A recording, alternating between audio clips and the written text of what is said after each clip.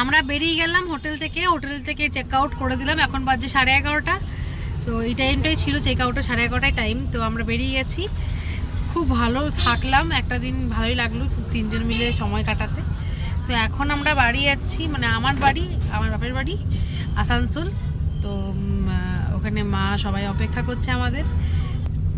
আমরা এই আসানসোল যাওয়ার পথেই আমরা দেখে নেব আরেকটা স্পট, সৃজনী শিল্পগ্রাম। ওটা আমরা যখন এসেছিলাম আজ থেকে 4-5 বছর আগে, তখন তো ওই স্পটটা দেখিনি, জানি না ছিল কি না, হয়তো ছিলই না, তো এখন হয়েছে। তো ওটা যাওয়ার পথে আমরা যাওয়ার সময় দেখে নিয়ে তারপরে আমরা দুর্গাপুরের দিকে রওনা দেব। আমরা চলে এসেছি সৃজনী শিল্পগ্রামে। এটা হলো এন্ট্রান্স।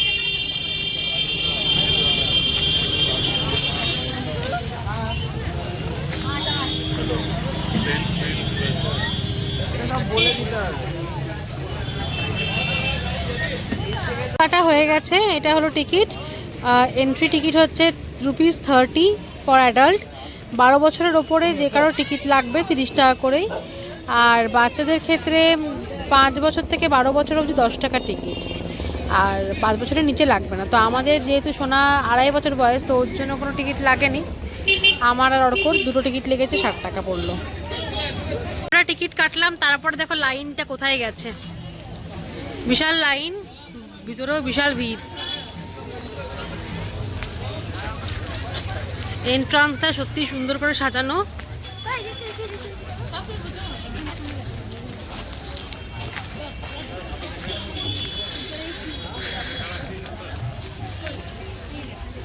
খাওয়া দাওয়া এদিকে মনে হয় খাওয়ার দোকান মনে হয় বসে কখনো, এখন তো কোনো দোকান দেখতে পাচ্ছি না।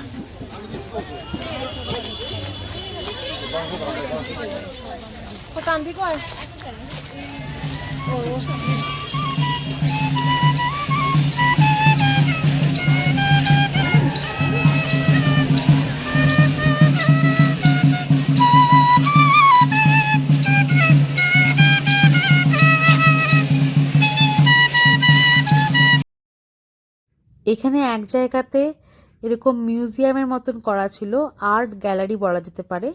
তো এখানে খুব সুন্দর সুন্দর হাতে আঁকা পেন্টিং লাগানো আছে বাঁধিয়ে দেওয়ালে।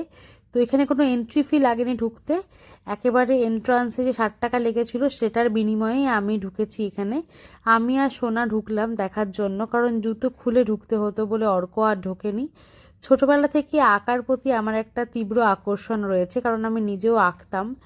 এখন আর সময়ের চাপে আর মানে কাজের চাপে আর আঁকা হয় না, সময় পাই না, কিন্তু আঁকা দেখলে নিজেকে স্থির রাখতে পারি না, তাই জন্য এখানে ঢুকেছিলাম। আর জুতো খুলে ঢোকাটা সত্যিই সার্থক হয়েছে, মানে দেখে চোখ জুড়িয়ে গেল, এত সুন্দর শিল্পীদের এত সুন্দর শিল্পকলা।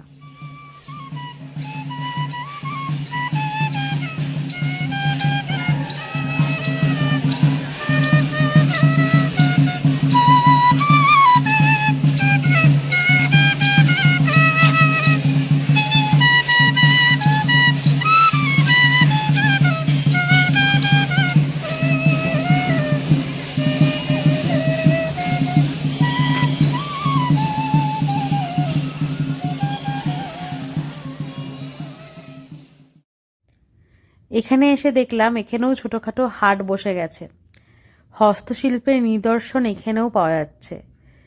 তো হাটটা ঘুরে দেখলাম, বেশ ভালোই লাগলো ছোটোর মধ্যে। তবে এখান থেকে সেরকম কিছু কিনিনি, এখান থেকে 2-1টা ব্যাগ কিনলাম, আর ওই দেওয়া থাকার জন্যই কিনলাম আর কি। আমার বুকানের জন্য কিনলাম, আমার সোনার জন্য কিনলাম খেলনা, কিনে এগিয়ে গেলাম।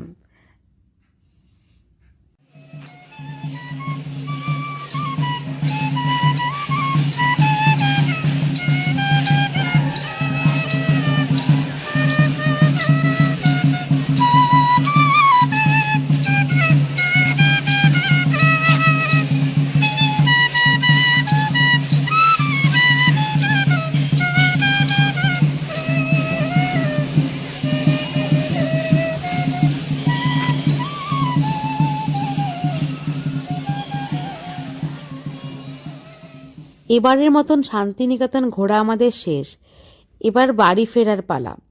যাচ্ছি আসানসোলের দিকে। বোলপুর থেকে ইলামবাজার হয়ে যে রাস্তাটা আসানসোলকে কানেক্ট করছে, সেই রাস্তাটাতে যাওয়ার পথে পড়ছে চাও পাহাড়ির জঙ্গল, দুদিকে সারি সারি গাছ, আলো আর এই ছায়ার খেলা মধুর লাগছিল, আর আবহাওয়াটাও শীতল। যাওয়ার সময় দু চোখ জুড়িয়ে গেল এই সবুজ প্রকৃতি দেখে।